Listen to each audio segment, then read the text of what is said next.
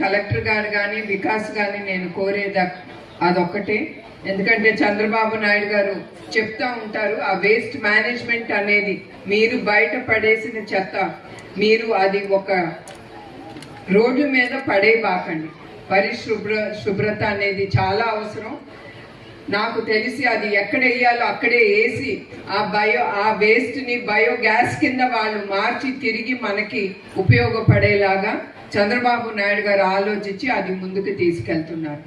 అట్లానే అదే కాకుండా మన యువకులకి స్పోర్ట్స్ సెంటర్ అని అట్లా P4 అంటే ఇప్పటికి 204 కుటుంబాలని యువకుల్ని వాళ్ళని అడాప్ట్ చేసుకున్నారు.